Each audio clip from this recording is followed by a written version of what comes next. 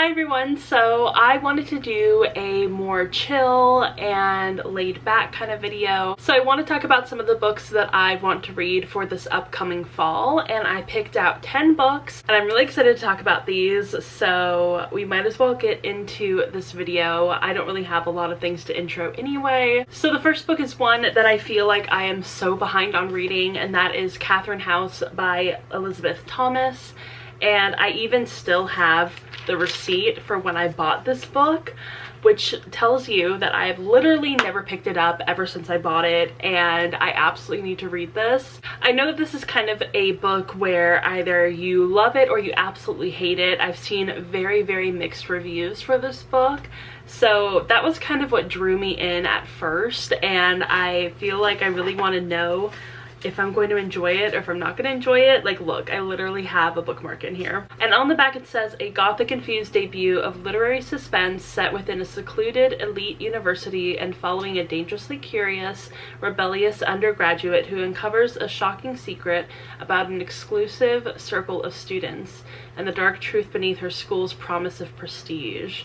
So that sounds really, really interesting. I hope that it's kind of like weird, slightly spooky, because, you know, we're getting some of that dark academia, and I really want a story that's just like super compelling and one that's just going to draw me in from the first page. So I really hope that this is that kind of book. I love when a book has like pages of different quotes from reviewers, and I'll read a few of them. One of them says, "This gothic tale of suspense is laced with an elite glamour that will have you glued to the pages."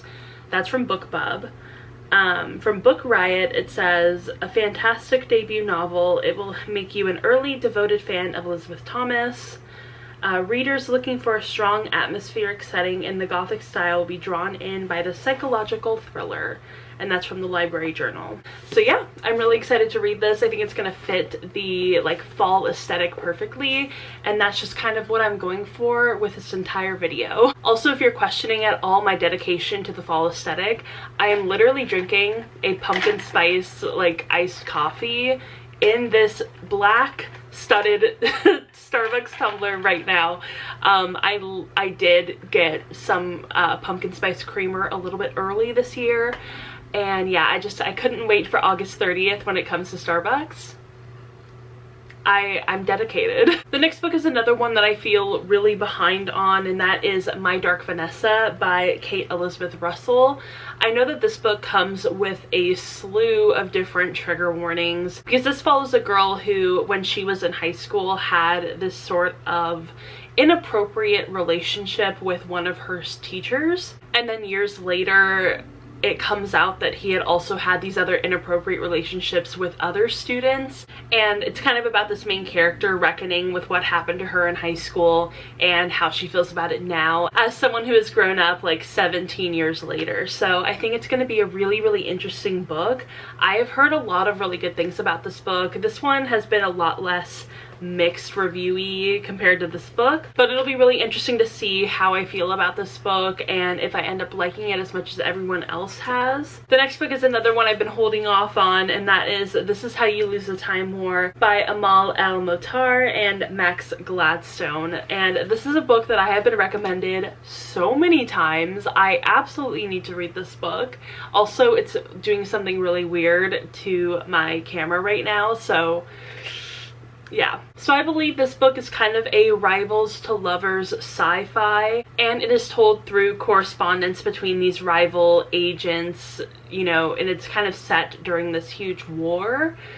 And I think that this is going to be really interesting, and like I've said, I have been recommended this book so many times, and I feel like I absolutely need to read it now. And like from everyone who has read this book, I feel like I've heard like only positive things. I can't keep putting this one off. Like, I feel like every year I'm like, okay, I'm gonna read it now, I'm gonna read it now, and then I never do. So I definitely need to read this book. I think I'm going to really enjoy it.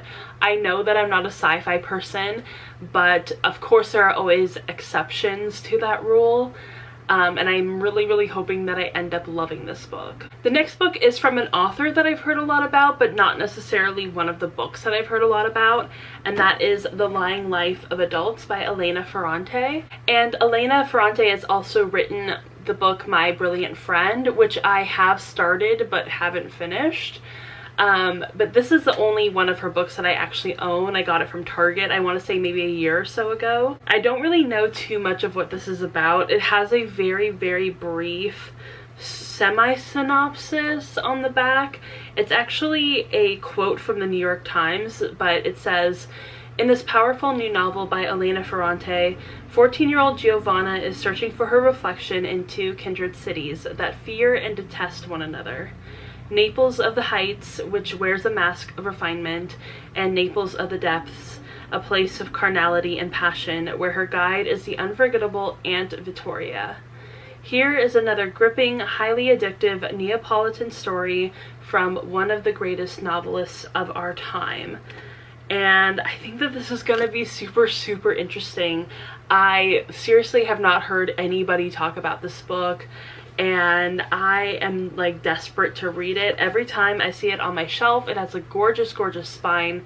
I'm like, I really want to read this book, and the title just catches me every time, so I think I'm going to like it. I hope I do. From what I've read of My Brilliant Friend, I think I will like it, but it might be a little difficult to get through. The next book is one that I really wanted to read last year, but then I ended up not getting to it. I did bring it with me in like October to New York, and then I just never read it.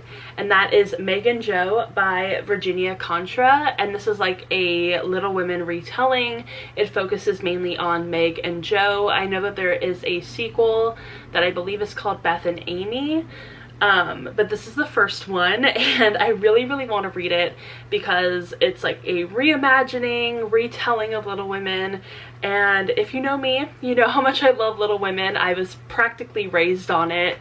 I love just about every single one of the adaptations, like the movie adaptations. I love them all, and even the Broadway musical. Like, that Broadway musical is so good. Anyway, I love Little Women, so that's like the entire reason I picked up this book in the first place, and I just really, really want to read it. I think that it's going to be perfect for fall, and it just kind of gives you like this fall aesthetic on the cover. Like, look at how cute it is. Look at the sweaters. The next book is one that I actually got for Christmas last year, and that is Heard It in the Love Song by Tracy Garvis Graves. So I've actually read a book from this author before, that is The Girl You Used to Know, and I really enjoyed that. I think I read it last year, and I ended up asking for this book for Christmas last year, and I got it, and I have not picked it up since. I know this book has a lot to do with second chances. I believe it is also a romance, and it also has to do with music and a band, and if you know me, you know how much I love books that center around music. So I'm so excited to get to this book, and look at how like beautiful this cover is. It's all in like yellows and oranges and reds, and those are all just like very fall colors to me, so I felt like this fit perfectly into the aesthetic. The next book doesn't really fit aesthetically, but it's one that I've been meaning to read for a while, and that is Memorial by Brian Washington.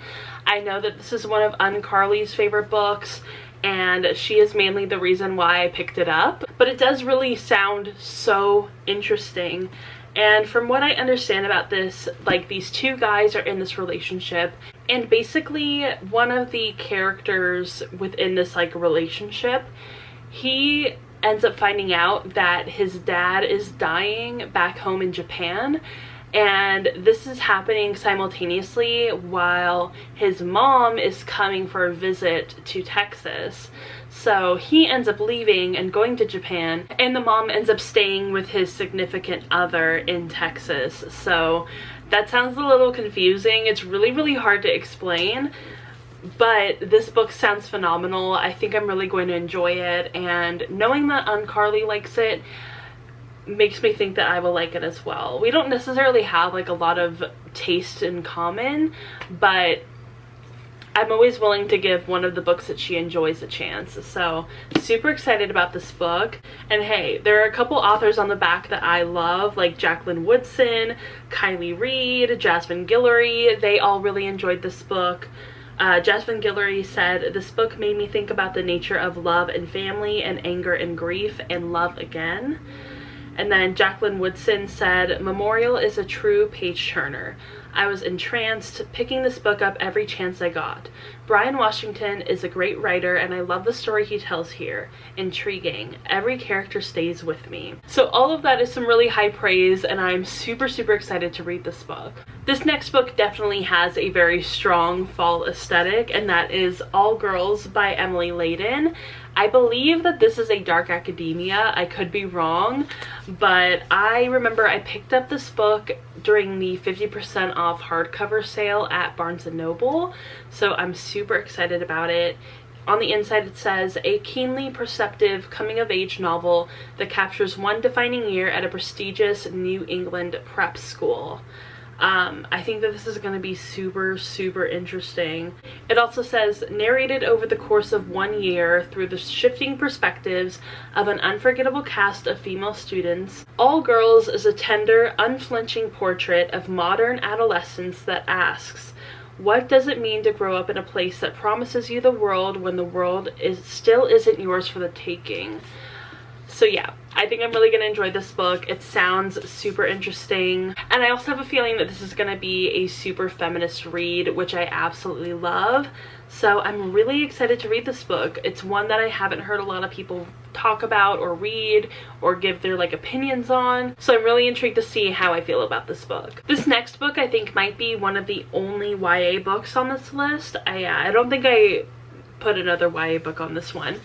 And that is The Bones of Ruin by Sarah Raleigh. This is one that I picked up on my first trip to New York, and I was really intrigued not only by the cover but also by the description. It says, "As an African tightrope dancer in Victorian London, Iris is used to being strange.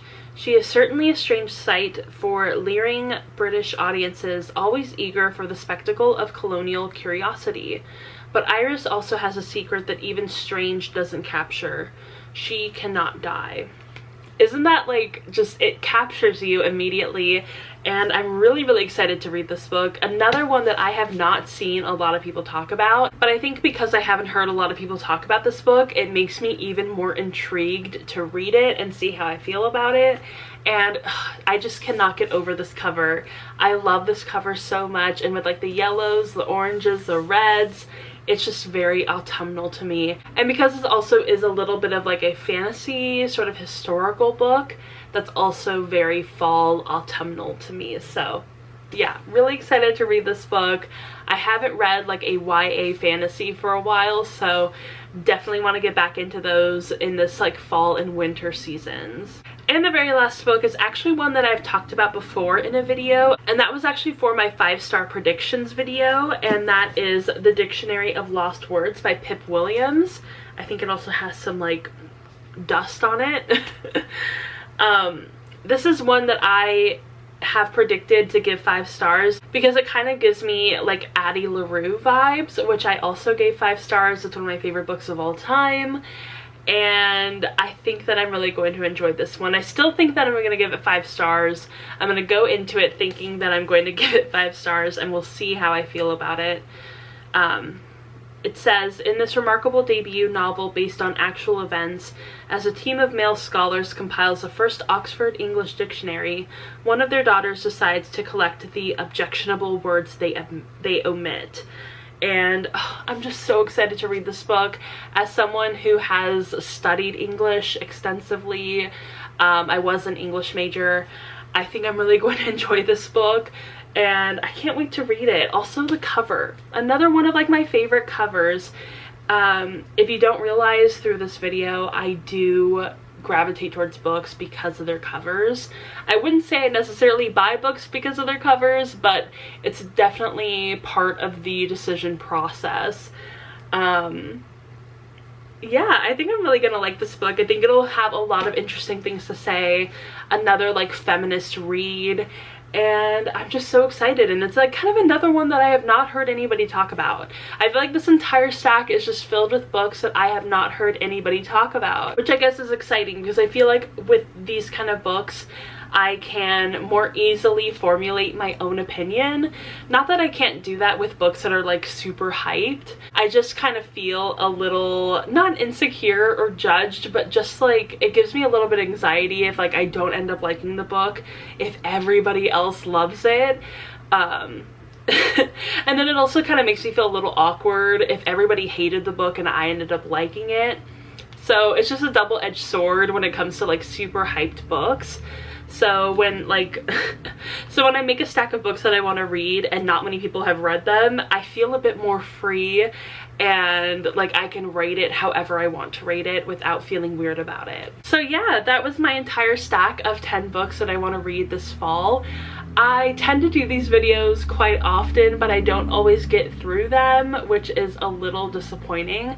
But hopefully, because I have really dedicated myself to trying to read the books that I physically own, hopefully we can get through this entire stack. That would be the goal. Honestly, that would be amazing. I would be blown away. So yeah, I hope you all enjoyed this video. In the comments down below, let me know some of the books that you are excited to read in this fall season, whether they are older books or newer books. I really want to know what you guys are planning on reading.